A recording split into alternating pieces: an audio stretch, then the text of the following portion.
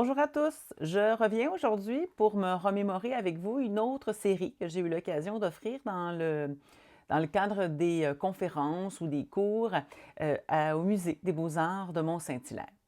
Cette fois-ci, c'était à l'hiver 2017 et nous nous étions arrêtés sur la grande épopée de l'art américain. Donc, c'était une jeune nation, n'est-ce pas? C'est comme ça qu'on l'avait entrepris. Une jeune nation à la recherche de son identité après la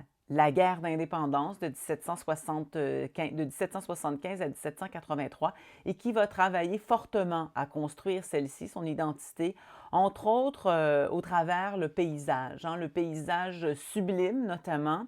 des grands artistes de l'Hudson River School comme Cropsey, comme Edwin Church par exemple,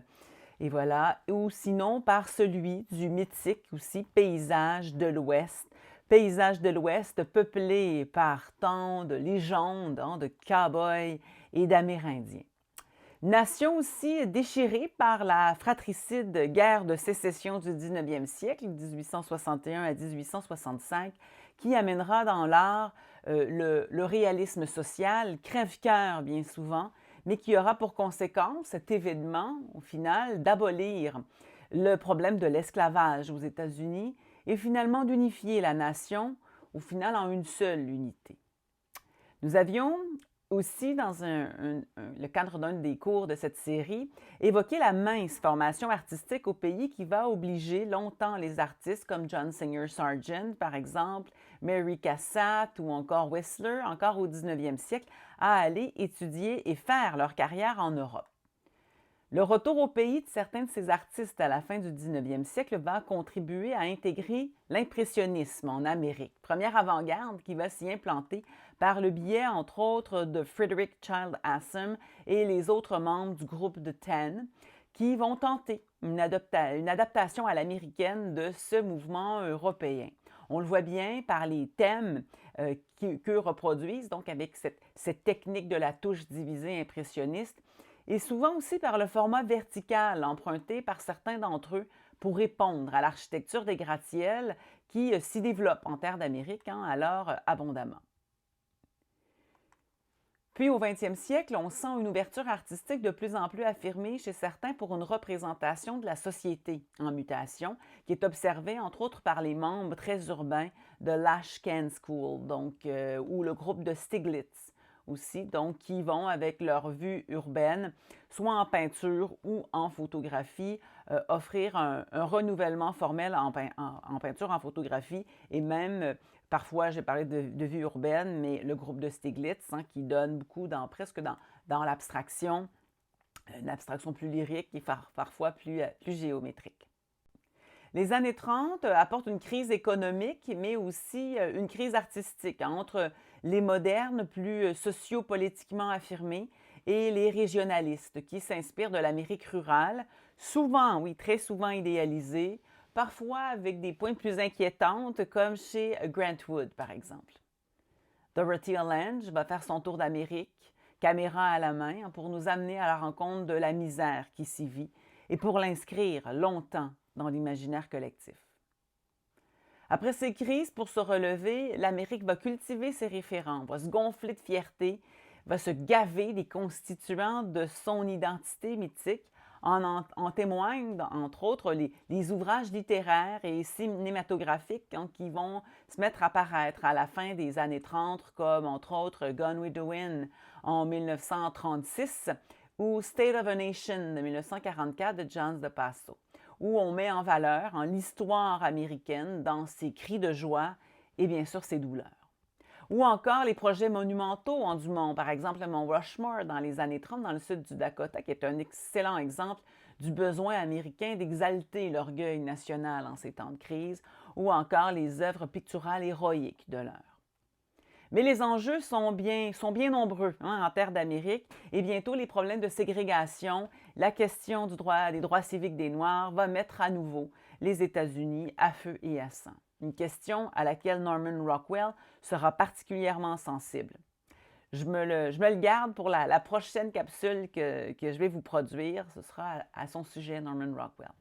Sinon, la Deuxième Guerre mondiale va transformer de façon irrémédiable la vie en Amérique, car celle-ci deviendra la terre d'accueil de nombreux Européens persécutés et surtout d'artistes d'avant-garde qui vont donner aux Américains l'impulsion et l'exemple d'une avant-garde bien affirmée,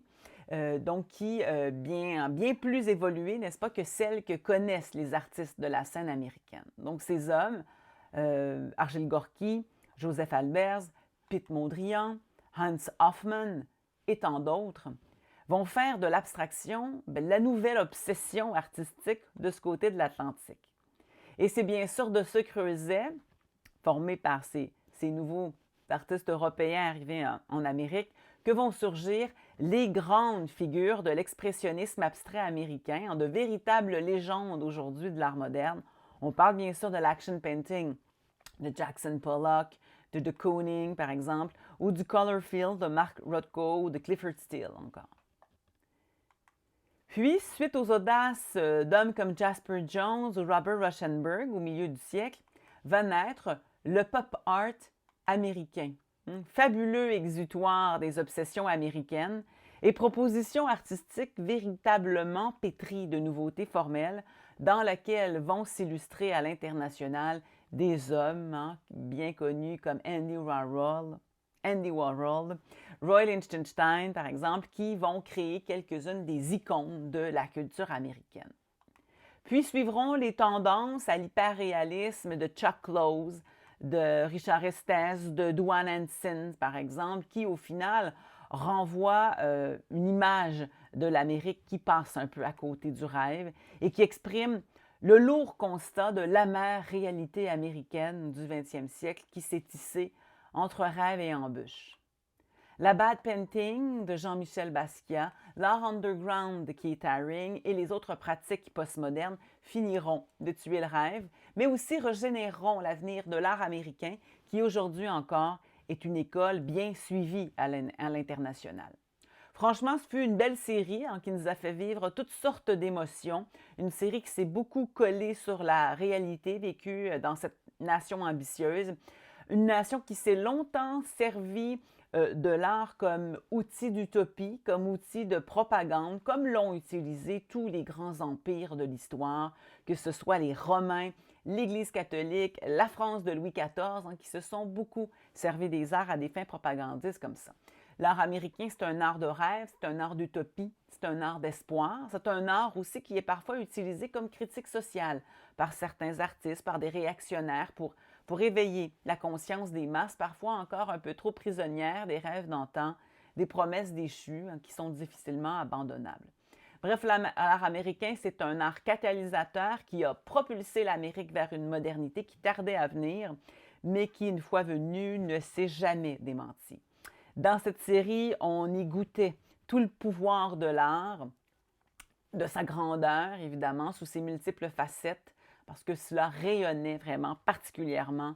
en cette terre d'Amérique. Une Amérique qui s'est beaucoup transformée et l'art qui l'a toujours accompagné et n'a jamais cessé de témoigner et d'accompagner son développement.